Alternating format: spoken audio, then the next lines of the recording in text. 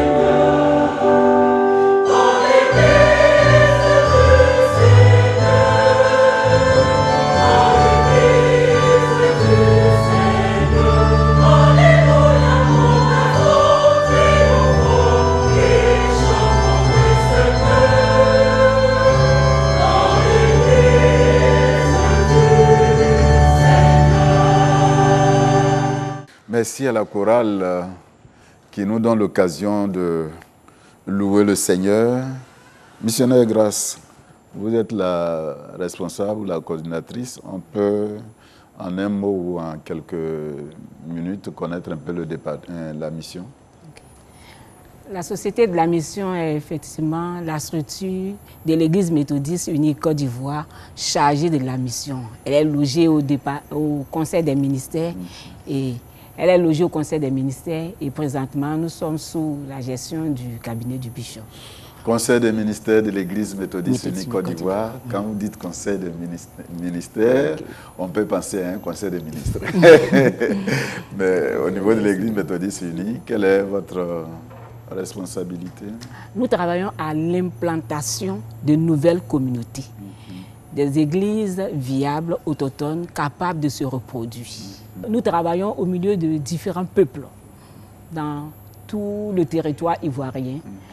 Nous travaillons au milieu des peuples Woné, au milieu des peuples Bakwe, au milieu des peuples Kromène, au milieu des peuples Agni-Bona, au milieu des peuples Hébrié, Akouri, Sénoufo et bien d'autres peuples. Donc, c'est là notre responsabilité d'aller vers eux, de leur permettre de connaître Jésus et d'être à mesure de le communiquer à d'autres personnes. On viendra tout à l'heure au bilan, au travail qui est fait sur le terrain. Elle a dit, on serait très aisé de savoir quand on dit peuple Akouri se trouve dans quelle région, dans quel département, mais ce n'est pas important. Nous sommes tous des Ivoiriens. Et c'est intéressant parce que la télévision est sous le bouquet et il y a plusieurs de nos frères et sœurs qui nous suivent et qui s'intéressent à la mission. S'ils ont envie d'aider un missionnaire qui se retrouve dans tel endroit, il serait vraiment aisé, mais cela passe toujours par vous. Voilà. Missionnaire Wabili, tu es le coordonnateur, adjoint, la responsabilité. Alors, notre rôle est de coordonner tout ce qui est activité missionnaire sur les champs, de mobiliser les ressources financières, matérielles pour accompagner la mission. Notre rôle également de planifier tout ce qui est mobilisation et sensibilisation au niveau de l'église locale. Donc, je crois que c'est un travail qui est colossal et c'est ce que nous évertuons à faire au niveau d'Abidjan. De temps en temps, nous avons des équipes aussi qui se déplacent sur le terrain pour appuyer le travail des missionnaires. Oui, à ces propos, elle a cité les milieux dans lesquels vous êtes. Est-ce qu'il y a des missionnaires sur ces champs? Effectivement, sur le territoire national, elle a parlé tout à l'heure des Agni Bona, c'est Kuna Bronso, Akouri, c'est Nyangoussou. Nous avons au niveau du peuple guéré, Bangolo, où un missionnaire est stationné.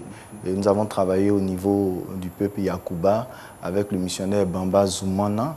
Nous avons les Gagou avec le missionnaire Agniro Yves Clément.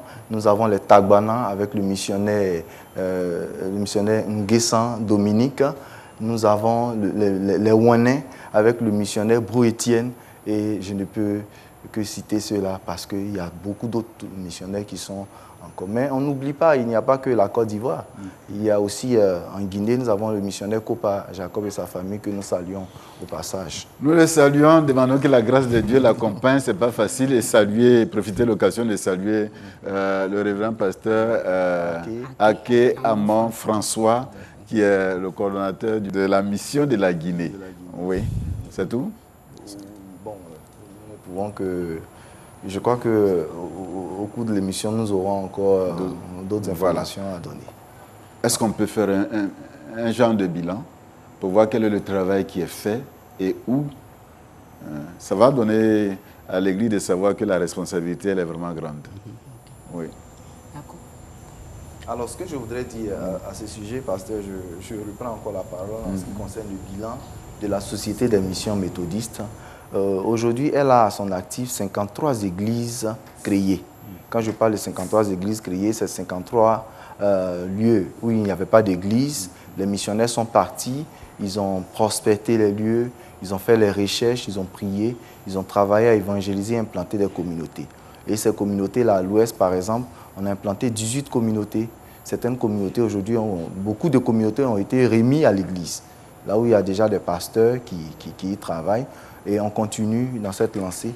Mais il n'y a pas que les communautés... Avant d'aller plus loin, je voulais savoir, parce qu'il a dit des choses très intéressantes, on fait un travail de fourmi. Comment c'est fait? Le missionnaire, vous l'envoyez sur le terrain, comment il travaille? Il est dans un milieu où il ne comprend pas la langue, et puis comment cela se fait? Le travail du missionnaire est un travail très important, en ce sens que le missionnaire, avant de se déplacer sur un terrain, prend la peine de se présenter devant le Seigneur pour recevoir une orientation. Parce qu'il faut dire que cette œuvre-là, quelle que soit ton efficacité, quels que soient les moyens, c'est le Seigneur qui est le maître de cette œuvre. Donc, sous l'orientation du Seigneur, le missionnaire va vers le peuple que le Seigneur l'a convaincu. Il prend le temps de faire une prospection, c'est-à-dire connaître qui est ce peuple, quelle est la culture de ce peuple, ainsi de suite, pour mieux le connaître. Après cela, après avoir recueilli toutes ces informations, le missionnaire fait en quelque sorte l'état spirituel du peuple. Et les informations vont lui permettre de prier et de trouver la stratégie de mobilisation qu'il faut pour pouvoir percer ce peuple. Et après ça, le missionnaire doit aussi faire l'apprentissage de la langue pour mieux communiquer avec le peuple. Parce que c'est un moyen très important qui vraiment dispose le peuple par rapport à l'évangile. Et lorsque l'Église est née, le missionnaire prend maintenant la peine de les former au discipulat, l'édification. Puis après vient l'implantation des différentes structures de l'Église. Est-ce que c'est la même chose que fait Yabo dans le district d'Abidjan? Parce que pour nous, Abidjan, la plupart des... il y a déjà des églises. Est-ce que c'est la même chose? Ok, merci fort bien, pasteur. Quand on parle de mission, la mission est multiforme, n'est-ce pas? Souvent, c'est ce que nous disons en riant. Quand on dit, est-ce qu'à Abidjan, il y a la mission? Mais on parle de mission en termes de conquérir des personnes pour la cause de Dieu. Est-ce qu'à Abidjan, les agressions ont pris fin? Est-ce qu'à Abidjan, on peut se promener à n'importe quelle heure? Si tel n'est pas le cas, c'est que la mission a encore sa place, même à Abidjan. Je voudrais m'inscrire en faux pour tous ceux qui disent que, bon, à Abidjan, il n'y a pas... Non. Suivons un peu mon regard pour savoir un peu ce qui se passe dans nos cités. Il faut recueillir les jeunes pour leur apporter l'évangile. Aujourd'hui, on parle des droits d'enfants, mais pas des devoirs d'enfants. Toutes ces choses-là, c'est l'évangile qui peut apporter des solutions adéquates à ces personnes qui souffrent sans cause. Et cela, c'est dans notre cité, à Abidjan, bien sûr. Donc, pour ne pas exclure la mission des zones urbaines. La mission a bien sa place. Je vous avais arrêté, vous étiez en train de voir ce qui est fait, ou ce qu'on est en train de faire. Vous avez déjà cité près de 53. 53. Alors, avant de continuer, je voudrais rebondir sur votre question de tout à l'heure, qui parle du travail en zone urbaine. Ici, par exemple, à Yopougon, là où je travaille, je suis aussi dans le district de Yopougon, nous avons une sœur qui est en train d'entreprendre une œuvre missionnaire dans ce district, Madame Maka. Mais je vous assure qu'il y a un quartier d'Abidjan où, par exemple, des gens sont encore dans l'idolâtrie. Ils ont des crânes humains dans leur maison où ils ont des cotons qui ferment les yeux de ces crânes humains-là et ils adorent. Donc, nous voulons dire qu'il y a encore du travail. Et puis, il faut s'occuper aussi des groupes sociaux constitués, les prostituées, les drogués dont il a parlé, les fléaux que nous connaissons aujourd'hui. Et aujourd'hui, beaucoup d'églises veulent créer des annexes. Mais créer une annexe, il y a une stratégie, il y a toute une stratégie pour aller. C'est par exemple pour aller. Et là, je vais faire une incursion dans le thème pour dire on ne va pas n'importe comment. Pour aller, il faut une stratégie. Et nous conseillons la stratégie missionnaire qui part de la recherche et de la prospection, de la cartographie spirituelle et d'une évangélisation par rapport à toutes les informations qu'on a reçues.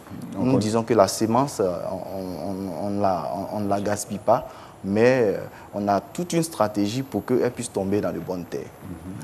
On continue. On continue. Alors, parlant de ce que nous avons réalisé, je disais qu'au-delà des églises implantées, c'est-à-dire que ça a été des initiatives des missionnaires de la Société des missions méthodistes, il y a aussi des églises qui étaient, je veux dire, qui étaient mourantes, si je peux utiliser ces termes-là. Et les missionnaires sont partis, ont travaillé à redynamiser ces églises. Je prends le cas de Bétier, il y a plusieurs communautés comme ça, qui étaient vraiment dans des zones reculées. Les missionnaires qui ont reçu une formation, qui ont fait une formation dans des instituts de formation et qui ont vraiment toutes ces techniques-là, ont travaillé à relever ces églises. Il y a aussi l'aspect holistique de la mission. Et au niveau de l'aspect holistique, par exemple, nous voulons citer l'exemple de Kouna Bonso. Là, le missionnaire est parti, il a vu un besoin. Souvent, des jeunes qui n'ont pas de travail viennent à Abidjan et pour essayer de trouver du travail, de pouvoir se faire une place au soleil. Alors, ça rend le travail difficile. On a évangélisé, on encadre des personnes et après ils viennent. Alors, il a trouvé une stratégie de mettre en place un centre socio-éducatif. Et dans ce centre socio-éducatif, on fait la couture, l'apprentissage de la couture. Et il y a près de 4 à 5 promotions qui sont sorties aujourd'hui. Et ça, c'est un travail formidable qu'il convient quand même de saluer. Qu'il convient de saluer. Grâce, vous voulez ajouter? Bien sûr. Au niveau des communautés implantées, je voulais dire qu'il y a une nouvelle communauté, une communauté naissante, celle de Katandougou, qui est née il y a de cela 1 mois. Donc, au lieu de 53, nous sommes à 54 églises implantées. Je veux dire que l'action missionnaire, notre priorité d'abord, c'est l'implantation de communautés. Mais cela n'exclut pas le fait que nous équipons les districts pour leur permettre d'être efficaces. Parce qu'aujourd'hui, selon la vision de l'Église, il est demandé à toutes les églises locales d'avoir des années de se planter, de se répandre.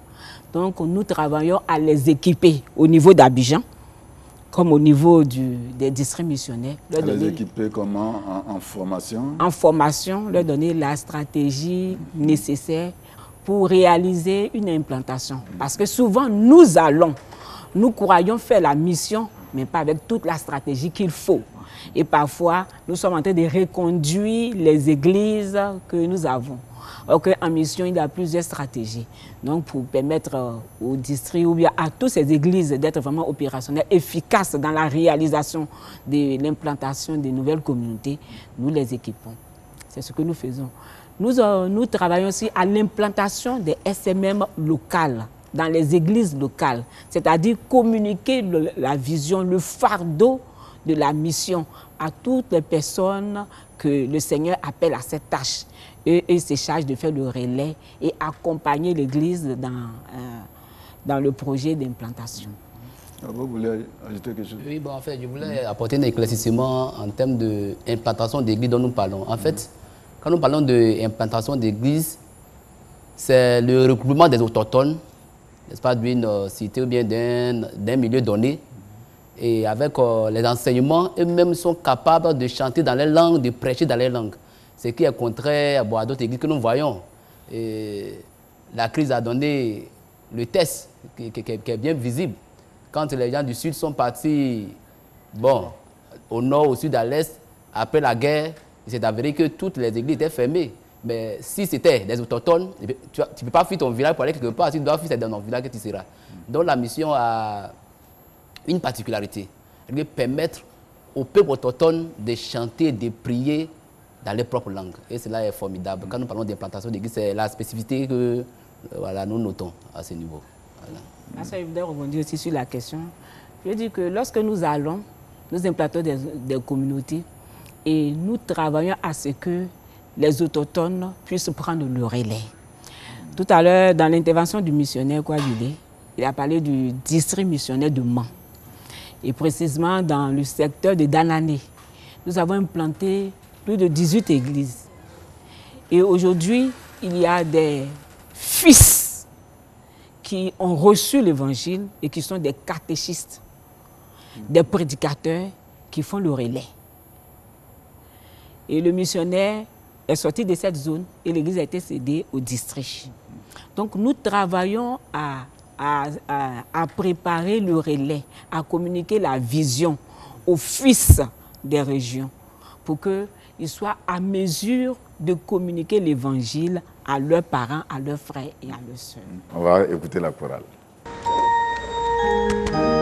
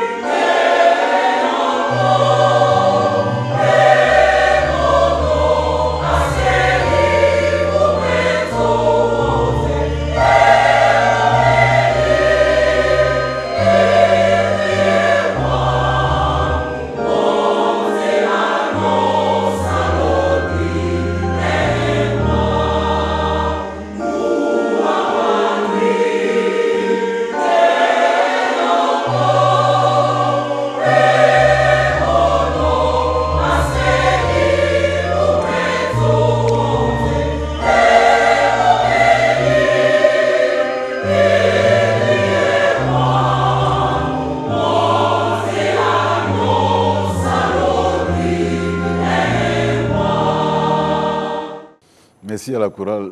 Quand vous êtes sur le champ ou le terrain, est-ce que vous mobilisez aussi dans ce sens pour qu'il y ait des frères et sœurs pour la louange? Tout à fait. Nous ne mobilisons pas, mais nous travaillons à cela. Parce que quand une église naît, Oui. il faut travailler jusqu'à ce qu'elle soit une église autonome. Donc, on permet d'installer toutes les différentes structures de l'église. Donc, nous savons qu'au nombre des structures de l'église, il y a aussi la chorale. Donc, il y a la chorale qui est installée, il y a la jeunesse, il y a les femmes, il y a les enfants, il y a un conseil en bonne et due forme selon l'église méthodiste pour pouvoir travailler.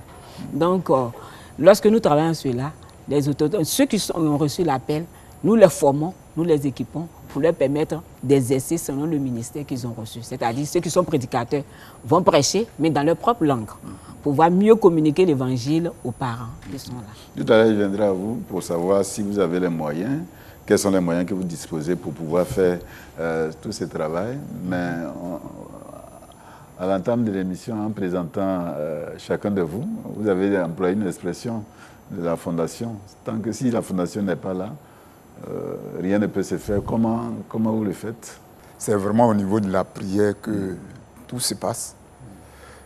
Lorsque les missionnaires sont sur le terrain, en fonction de leurs difficultés, et nous avons les informations, et nous dispatchons les informations sur les SMM locales, mais surtout le noyau que nous avons choisi au niveau de la prière, au niveau national. Voilà. Donc c'est ceux-là, on reçoit ces informations et nous rentrons en prière pour toute une journée. Chacun à son jour, toute la semaine est couverte par des personnes qui sont en prière. Dans ces temps-ci, nous avons associé les SMM à leur temps de réunion.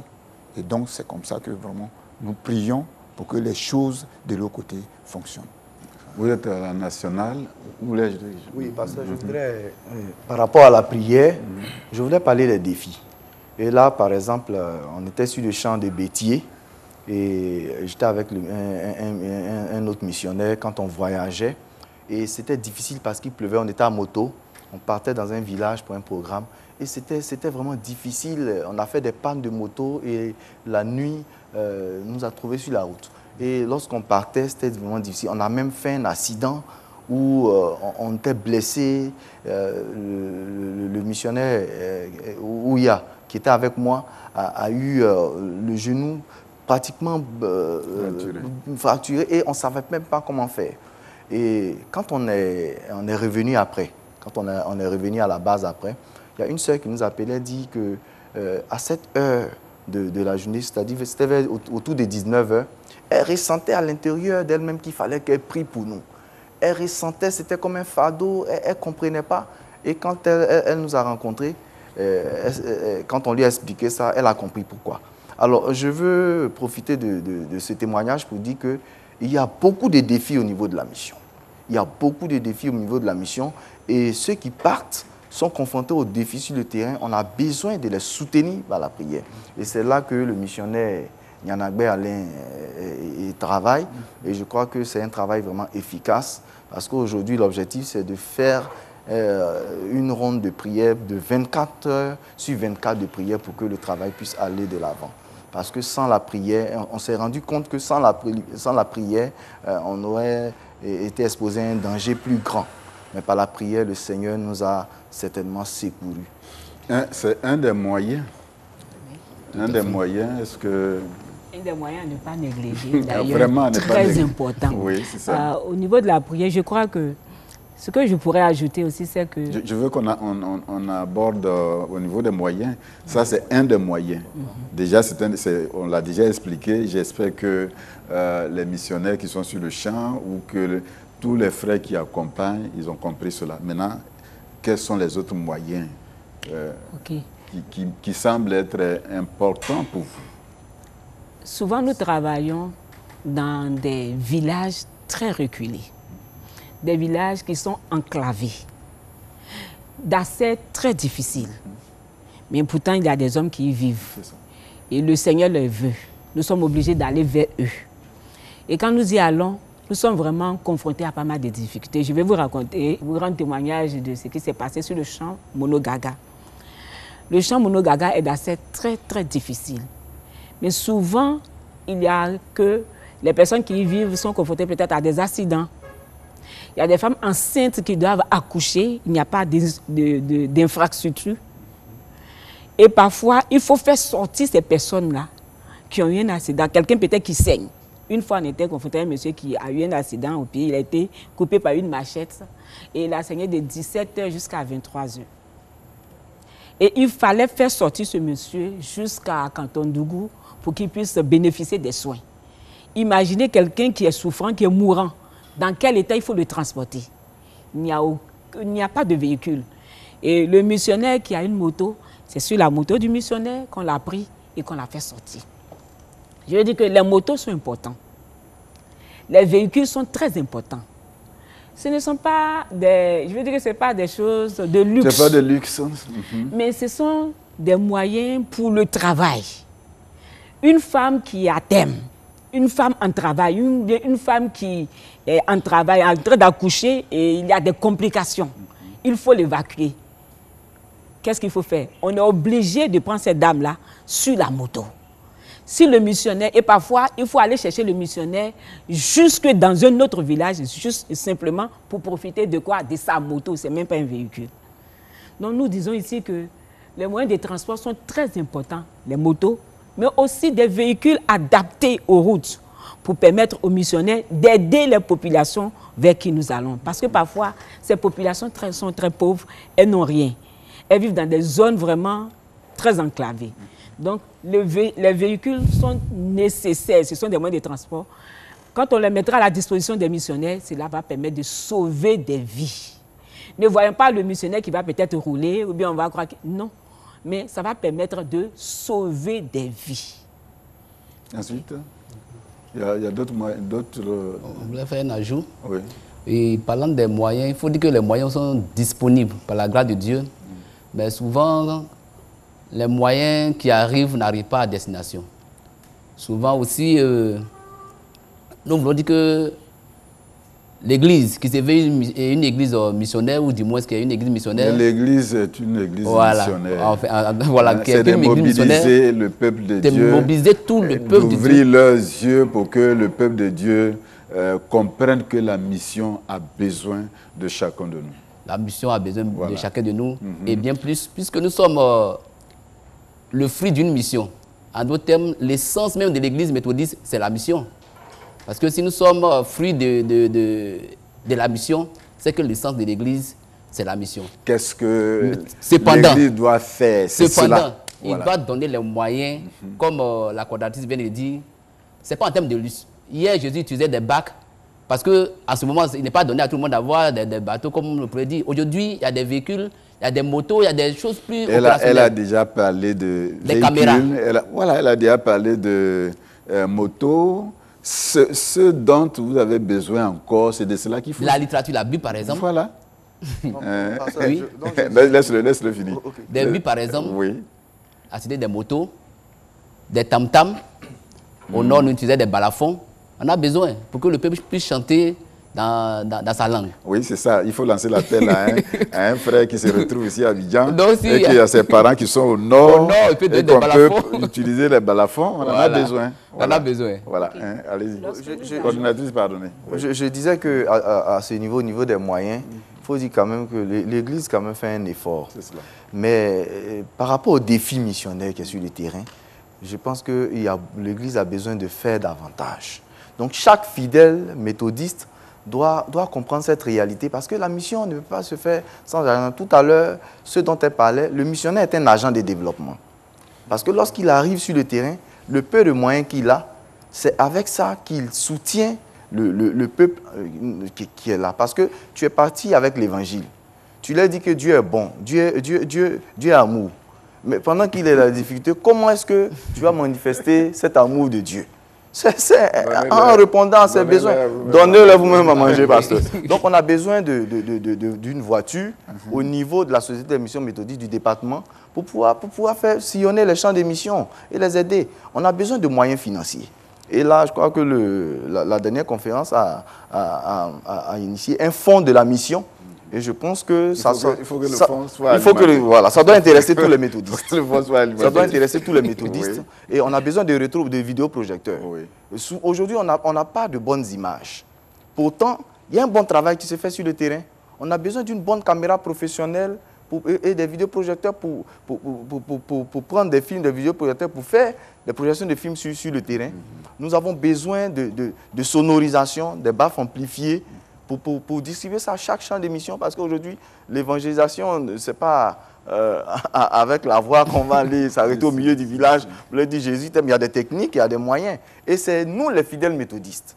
C'est chacun de nous qui doit contribuer à cette réalité en donnant de son argent, en donnant du matériel. Donc, ce n'est pas seulement les méthodistes, c'est tous ceux qui sont enfants de Dieu et qui sentent le fardeau de la mission. Ils doivent se mettre à l'œuvre. Bien sûr. Oui, la coordinatrice voulait dire quelque chose. Ce que je voudrais ajouter aussi, c'est que nous allons pour communiquer l'évangile. Et nous avons besoin de l'équipement, des vidéoprojecteurs, nous avons besoin des caméras, nous avons besoin des postes téléviseurs, nous avons besoin dans des zones où il n'y a pas d'électricité, nous avons besoin nous avons besoin de moteurs, nous avons besoin une autre chose, les besoins sont énormes, mais je veux dire aussi que la mission prend l'homme dans tout son ensemble. Et je veux saluer l'action qui a été faite au niveau de Monogaga, l'école qui a été implantée par la DGM. Nous saluons cette action. C'est un élément important pour donner du poids aux enfants. Parfois, dans les zones où nous allons, nous avons besoin de ces structures. Nous avons besoin des centres sociaux, éducatifs, pour permettre aux enfants d'apprendre à manipuler l'Internet, avoir l'esprit plus ouvert. Et une fois, quand ils seront hors de ces zones-là, ils ne seront pas des proies faciles. Parce qu'ayant été enseignés, préparés, ils sauront se défendre. Il y a aussi, parfois, dans des zones, il n'y a pas d'eau courante. Ces choses-là sont importantes pour accompagner la mission. Il n'y a pas d'infrastructure, pas d'hôpitaux, pas d'école dans certaines zones. Nous voulons être accompagnés par toutes ces choses. Mais il y a aussi des actions à court terme qu'on peut faire. C'est-à-dire des médecins qui peuvent prendre la décision d'aller juste faire une action médicale dans ces zones, ne serait-ce qu'un week-end. Il y a la journée de l'action sociale et civique.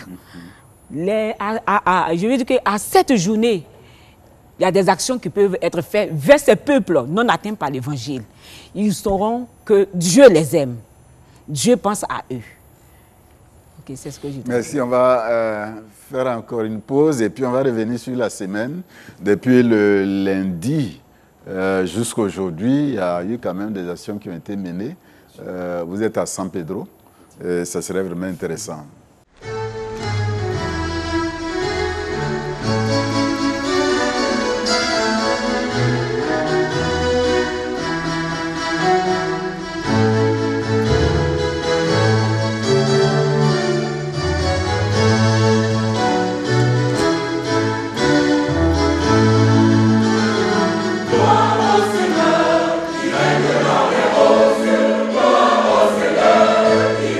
Dans les roses,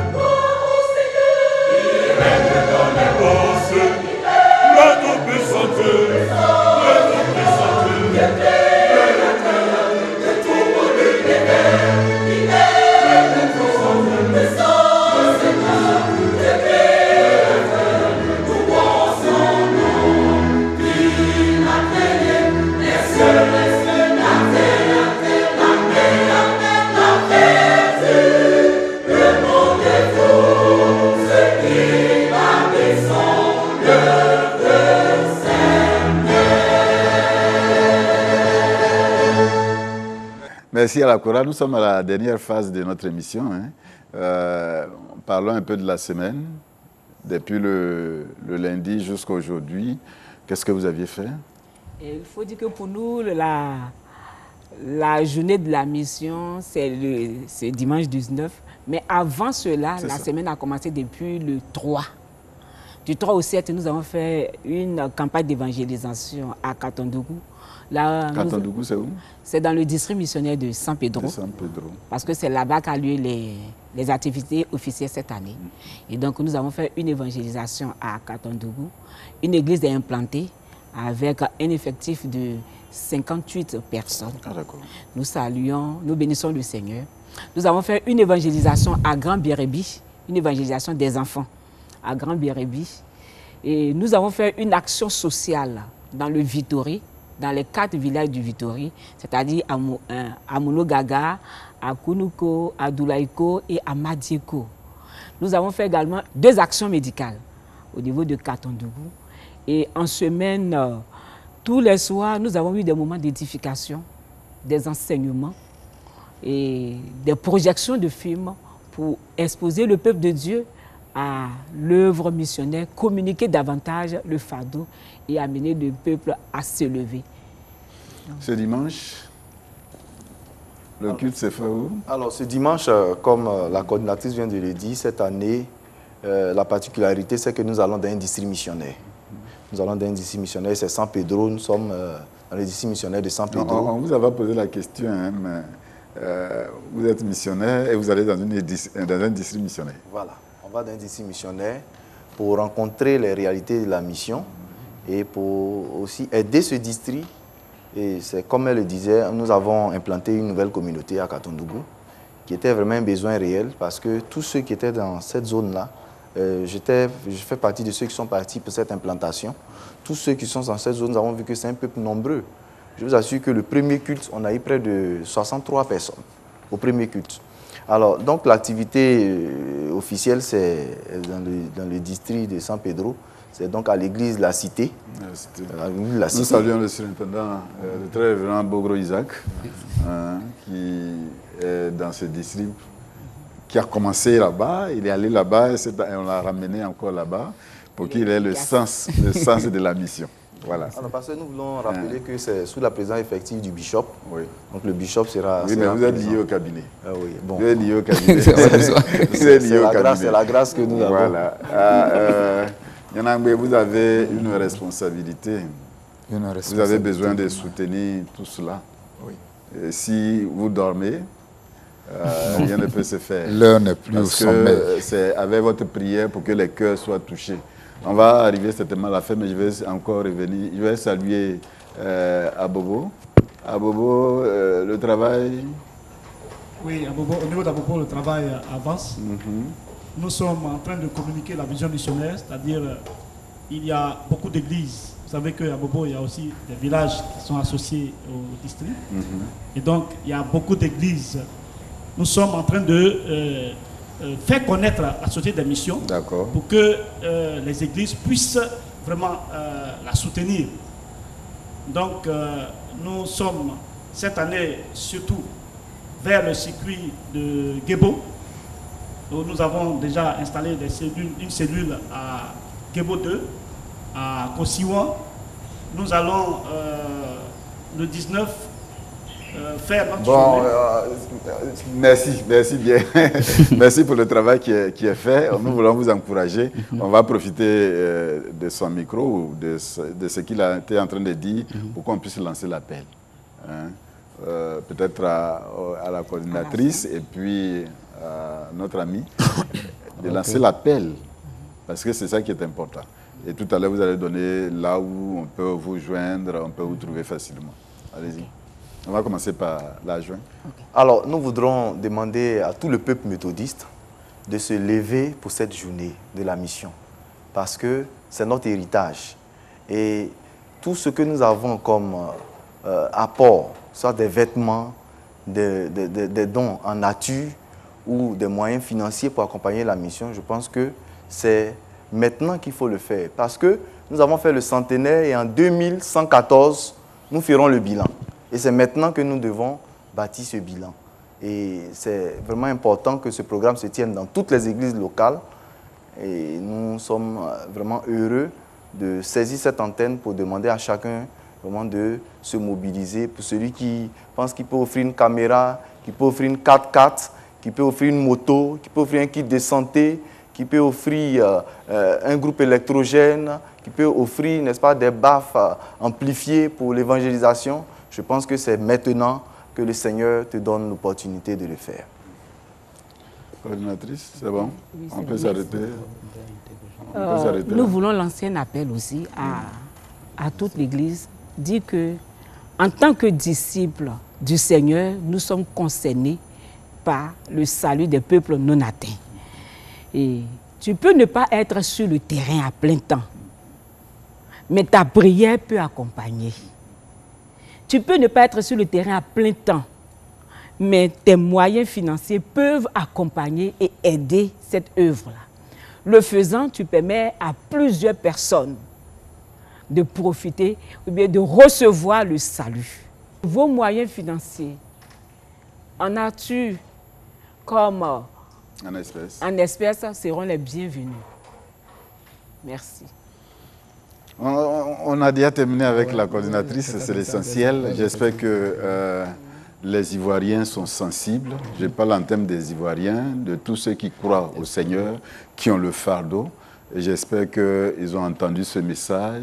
Ils vont réagir. Mais s'ils doivent réagir, ils font comment? Ils font comment? Nous avons nos contacts.